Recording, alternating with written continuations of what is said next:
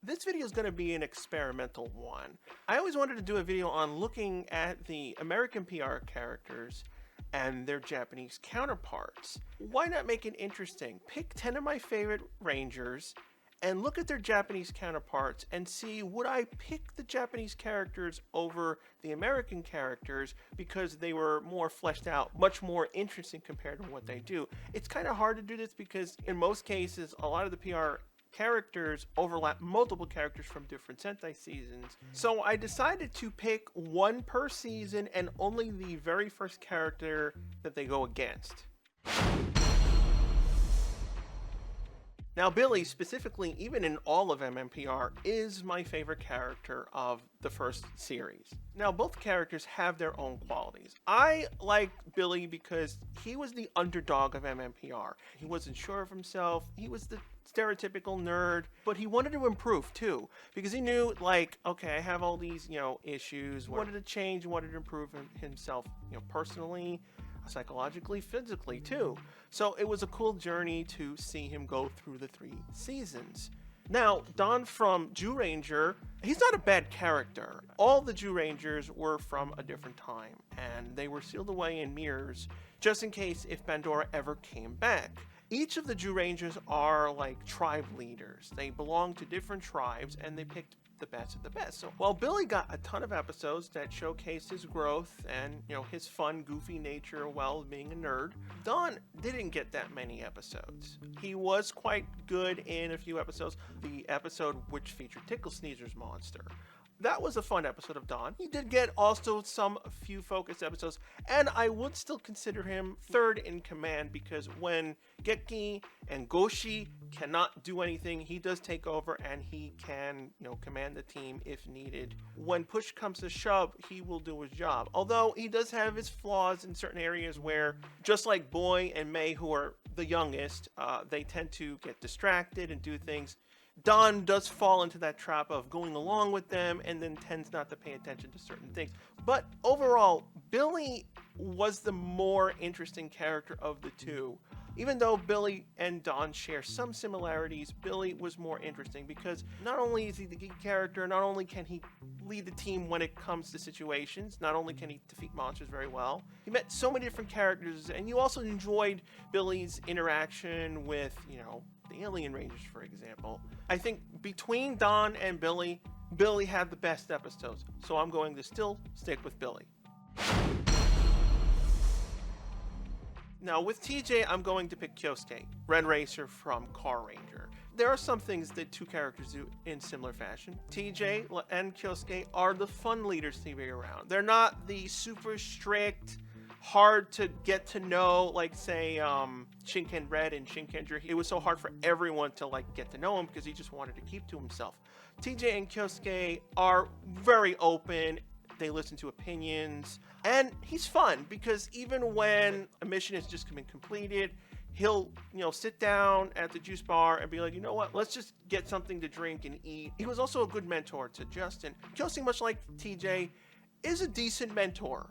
He wants to help his team become, the best mechanics and whatnot, improve each of their skills. All of them were very, awkward and confused when they became, the Carrangers. Superpowers came out of nowhere from this weird alien dude who, tricked them in it, basically, in a sense, but then they also, they embraced the car magic powers. So it was a cool, fun journey for all of them as well.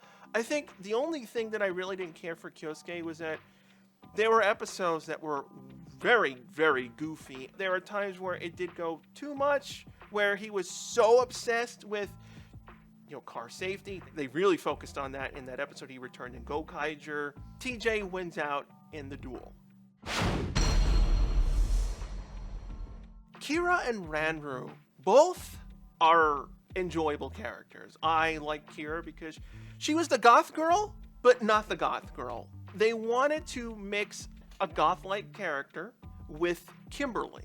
She's really doesn't like a lot of things. She wants to be alone. She just wants to do her music, and she doesn't really like following, rules and regulations of the school. Not that she's like a delinquent. She just doesn't like being controlled in that sense. So it was very difficult for her to be with Ethan and Connor and even Tommy, because again, Tommy is not only her mentor in school, he's also her boss as a ranger. So it must have been very difficult for her in the beginning, and it shows in the pilot, where she really didn't like Ethan and she didn't like Connor. Connor was the guy who was like, I want to be the best. I want to be the best soccer. He wants to show off. Ethan, nerdy guy, kind of awkward, does pranks. She doesn't like that either. It was really hard for her to grow and accept all kinds of people around her, which was a cool direction they went with in Dino Thunder, and it wasn't just a blatant repeat of like Kimberly or anything else from MMPR.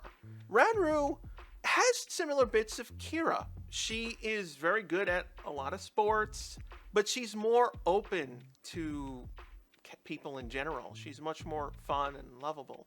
If Kira and Ranru ever met, Kira probably wouldn't stand Ranru, but I think if you had a choice to hang between Kira and Ranru, many people would probably pick Ranru over her, because it just takes a lot of effort to become Kira's friend. If I had the choice, I would pick Ranru over Kira, just mainly because of her difficulty of getting along in that initial start. But Ranru would be a better person to meet initially. Now, Xander and Makito are very different. Now, obviously, in Magired, the entire team is siblings, so they know each other very well. Xander is much more laid back than Makito. Now, Makito can be goofy when the episode needs it to be. Like, there was that really dumb episode where he had the giant flag. Makito was going crazy with this giant CG flag. But Xander overall, now, I wouldn't say he's a bad, leader. When Nick is not like the main focus, he tends to be the one who wants to be the leader, but he tends to push this because, like, guys do this and that, and he loves to be lazy in the store and stuff and whatnot. Like I said, I love Xander for all those traits, but Makito, I think, was ultimately the better balanced character. He can be goofy, he can be serious. The loss of the whole family dynamic, because Power Rangers didn't want to take that element, so I think I'm going to pick Makito over Xander. Bridge and Sen. Now, Bridge is kind of unique in the sense he's a combination of two characters. He's Sen, but he's also a portion of Dekagreen's. But Bridge, compared to Sen, totally different character, beyond the whole standing on his head and, figuring things out. Bridge is extremely funny and dumb and stupid and doesn't read the situation, which is funny. The guy who has the special powers that read people's emotions and auras can't read the situation. But Sen, far more serious. Serious to the point of where Deca Pink, who falls in love with him, and they do marry at the end of the series, it took that to break that shell of him being serious. To the point of being very frustrating sometimes, because you liked him because he could solve problems, but it would take so long for him to do it, saying some dumb thing, but he takes it too seriously and doesn't realize the underlying until it's like really late in the mission, where it's like, oh crap, he meant this, I need to go and do that. Bridge ultimately is the better character, even though Bridge can be really annoying in some cases. And it's not just because I like him saying the buttery line. He is a better character overall. Carter and Matoy. Matoy is a little different from Carter. They do share similarities, obviously leaders of the team, another sibling team, mind you, as well. So he always feels responsible, Matoy, to his family. He wants to have fun and whatnot. He kind of keeps himself isolated. He's the oldest. He's always been the one who had to take charge because, their father wasn't the greatest thing in the world. They lost their mother. The father was, obsessed with the Go-Go 5, gear that he had to create and all the mechas and all the stuff. So they thought he was dead until he popped up when they became the Go-Go 5. So he was the one who had to play the surrogate father. Whenever an issue occurred, Matoy had to be there and help, whether it was, someone fell down or someone needed help to get into college, things like that. He had to do a lot of those things. So he really didn't get chances to, have a fun life. as well as what like Carter went through. He always wanted to be the best of the best, which got him to be the position of him, being a firefighter and ultimately being chosen as the Red Ranger. But him being so serious cost him in a lot of ways where he didn't notice the obvious, because he was so fixated on, I gotta save lives, I gotta help people. He forgot to always pay attention to everything. You have to look at the situation, not focus on just saving lives. You have to see what is going on, how it happened if possible, how to resolve it. He always had this inclination of just jumping into it when he has a team at his disposal to help him. Carter cannot do everything. So both characters are really interesting in their own right. This is a hard choice. Matoy is more interesting for the family dynamic, but Carter is more interesting in learning to be a better leader. I think ultimately I'm going to go with Carter. I personally like the leader dynamic because Matoy is focused solely on his family. While of course his goal as being a ranger too is to save lives and protect the city, ultimately his personal goal was to always protect everyone around him. So in a sense, Carter wanted to be the father of Myrna Bay. Eric and Naoto. Now, these characters are 99% identical, which is an interesting conundrum with me in this type of video because, plot to plot, minus, Naoto's death at the end of Dairanger, Eric copied from the little girl, the bird, the, problems with the Silver Guardians, the problems with, Time Red. Now, Naoto and Eric's personalities are slightly different. Naoto was much more serious than Eric. Even though Eric was extremely serious, he did have that soft side. And one of the few differences that they did have was Eric's dynamic with Wes and his father during that crucial moment of Wes becoming the president of his company and the death of his father. Eric knew he wanted to do something about it.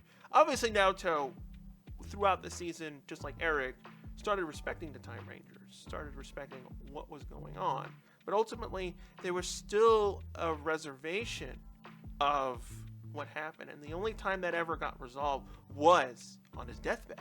Did I enjoy Eric more, or did I enjoy Naoto more? Because both were very emotional, especially at their endpoints. Even though Eric didn't die, him finally going with Wes and understanding his position and finally treating him as a friend, and not to mention giving him up his powers because he's like, I can't help. Take these to save Earth, to save history. But I think ultimately Eric was the better character because he learned it a little bit earlier than Naoto, while Naoto only learned it when he finally died. Damon and Hayate. Damon was an excellent, interesting character. I love Damon because, again, bits and pieces of Billy, but also extremely funny in that dry way. Not funny like Bulk and Skull. Funny because he probably busted his ass, getting up to be a mechanic, and possibly because, we don't think about it in the sense of like Power Rangers as a whole universe where all these weird aliens and crap happened. Some people might have turned a little bit more like, this world is being attacked all the damn time, and just not take things seriously. And that's what Damon really did really good about his actor. Not to mention, he was also really good at being serious. Like those episodes where he was being screwed out of that, being the chief engineer initially with that guy, and ultimately he was like, even though Damon had every right to be pissed off at him, he still said, no, I'm not going to be the jerk.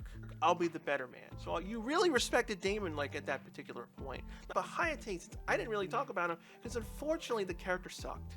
That was a problem with the GingaMan characters in general. And I'm not going to single out just Hayate.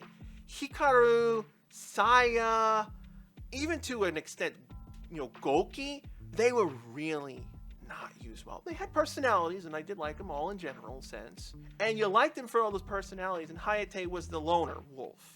He was the one who, you didn't really know about.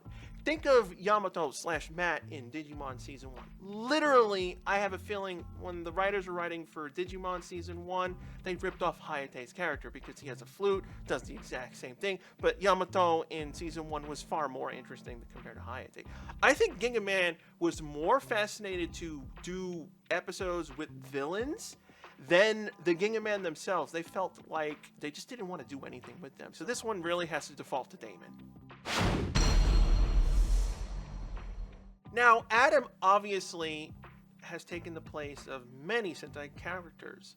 Daigo in Dairanger, O'Green and Green Racer in Carranger and O-Ranger respectively.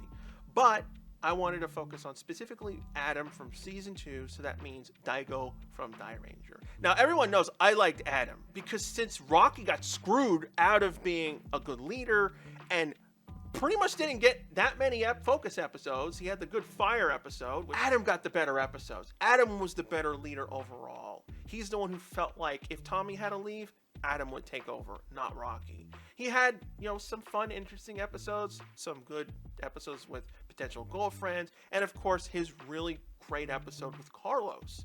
Daigo was also an interesting character, and funnily enough, besides Red, he was the one who had the best episodes, because he had this whole thing with Kujaku, who are the opposite mirror of one of the main villains from Dairanger. So you had this huge dynamic of him falling in love with this goddess, and she had this magical powers, and her death, and of course her sister being on the enemy side of the Dairangers. So it made this, conundrum of what to do, how to go. It was more of a love story for Daigo, which is interesting. They usually don't do that in Sentai all that often. That wasn't boring. So this is kind of hard. Adam, like I said, has all these qualities of being a leader, but he didn't get that many episodes beyond that. But Daigo was much more interesting because of that unique storyline that ran through the whole season.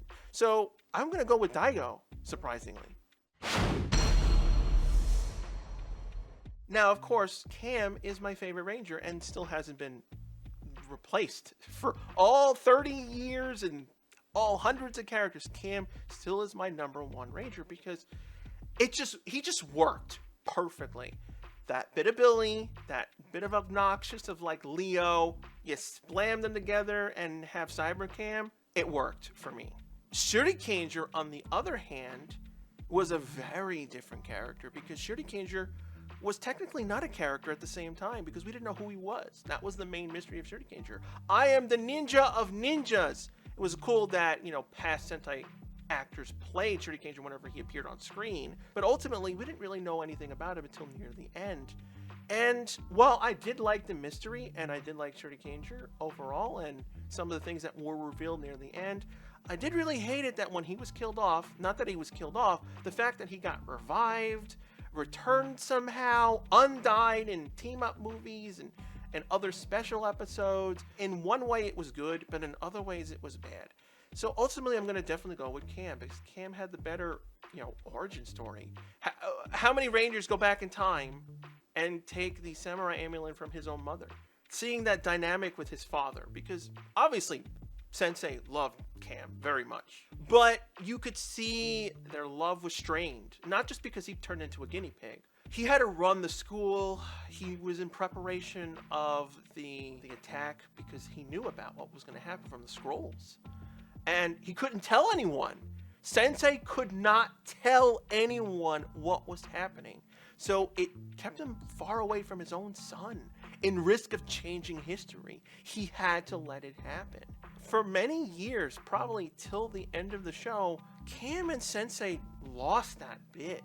And so it was really cool when, the series ended, everything was all freed up, Lothar was sealed away, and become father and son. So yeah, Cam wins out by default just because he had that really compelling story. Power Rangers and Super Sentai are very different things. There are things that overlap, of course, but you're going to share plot lines, you're going to share suits. I think also another thing that makes the characters unique, Power Rangers is an American series, and Sentai is a Japanese series. So Japan has very different values and opinions on very different subjects. So the characters, by default, even if they have very similar things like Eric and Naoto, will feel different because of that difference of origin, which makes them more unique in that sense, more interesting, because it's just like, I never thought about this situation in this way, because Japan has a different way to handle things. They prefer more of thinking about everyone versus themselves. Positive and negatives come from that. Same thing with American things. We have a more personal focus, which again, positive and negatives. So you get different things from different characters. And potentially even different, looks from the characters. I may have a different look at, say, Shurikenger compared to like Cam. They may hate Cam because he's more of a rebel, outspoken. While Shurikenger, you can commend him for him being so protective of the princess and following those orders and rarely ever, failing to do his duty. Tell me, guys, what you think about this video. Would you like more of these type of looks at the Japanese and American characters in more depth, like not just focus on like a top 10, more of an overall, let's just discuss characters and personalities or plot lines? Like, would you like me to go into more of the story direction of Super Sentai and see how that worked? Break it down, what worked, what didn't work, or what PR did with it, whether improvements or detriments, because PR and Sentai have so many different plot lines, and PR can improve on certain things, but then also screw things up royally. If you have a suggestion or a topic you'd like me to cover, leave a comment down below and I may use it in next week's video.